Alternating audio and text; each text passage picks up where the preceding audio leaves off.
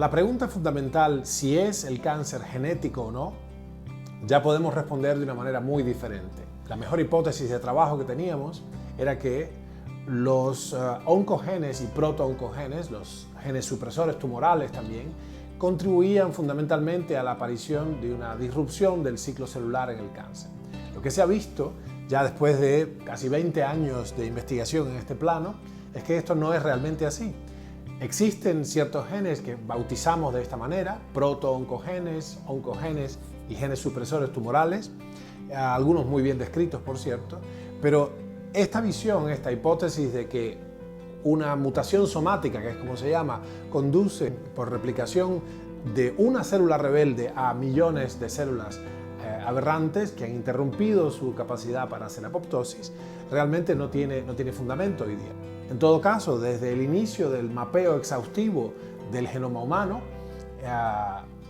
el proyecto del genoma humano explayó nuestro conocimiento al respecto, y lo que se ha visto en sucesivos proyectos, como vamos a ver de inmediato, es que es una complejidad tan grande que resulta irreductible. Nos referimos como complejidad irreductible a la enorme cantidad de información realmente no accionable que dio este endeavor, este tremendo empeño en el que gastamos los últimos 20 años. La cuestión parece ser que el genoma, esta maravillosa biblioteca de información de síntesis proteica, el genoma no es activo, en definitiva es un reservorio pasivo de la información para sintetizar proteínas.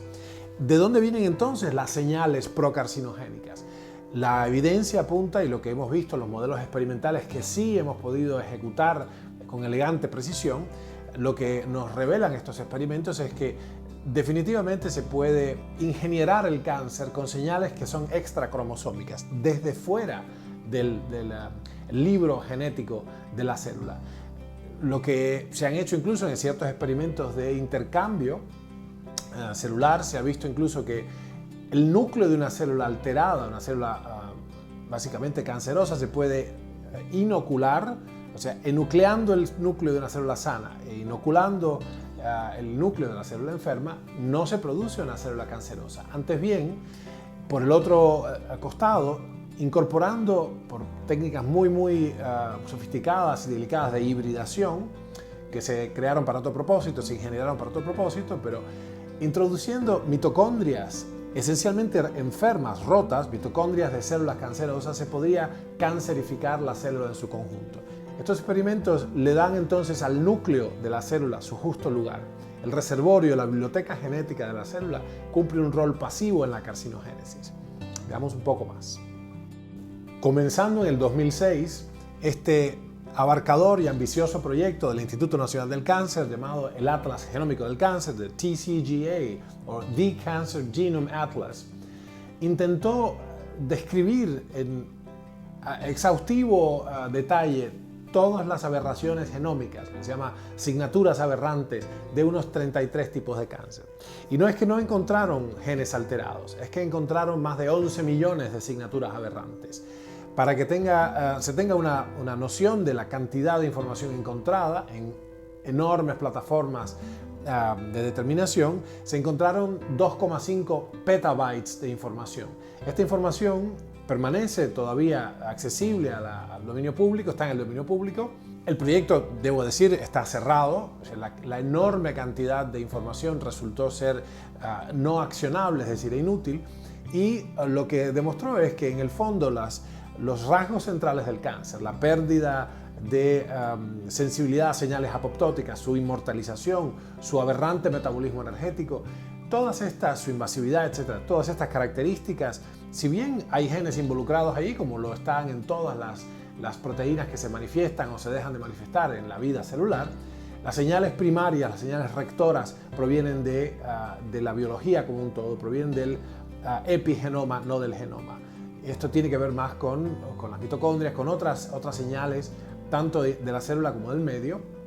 Y para que se entienda, un petabyte es 10 a la 15 bytes de información digital, es decir, Es una enorme cantidad. Si uno quisiera acceder a esta base de datos y descargar esa información en su computadora, simplemente no podría, porque excede por un amplísimo margen, por 2 órdenes de magnitud, de hecho, la capacidad de las computadoras comerciales. Pensemos en los dispositivos de almacenamiento extraíble, los pendrives que tenemos. Un pendrive puede tener, no sé, 20 gigas, puede ser. Bueno, un megabyte es 1.000.000 de bytes. Imagínense para cuando hay mega, terabytes, petabytes. Estamos hablando de muchos órdenes de magnitud más grandes. Es imposible bajar esta información a un clúster de computadoras comerciales. Lo que quiero dar a entender con esto es la brutal magnitud de esta información, que nuevamente no es accionable. Este es el punto, el takeaway fundamental. No es información accionable. Lo que sí es accionable es la caracterización que ha emprendido nuestro grupo de investigación 12 años atrás, la caracterización metabólica desde el punto de vista de las enzimas y los comportamientos observables clínicos y bioquímicamente determinados de los tumores. Esto es, francamente, yo pienso, la cuestión queda zanjada en el punto en que, independientemente de lo que las escuelas de pensamiento, el origen del cáncer es francamente, mensurablemente metabólico, y los genes cumplen un rol pasivo de interruptores para encender o apagar la fabricación de ciertas proteínas.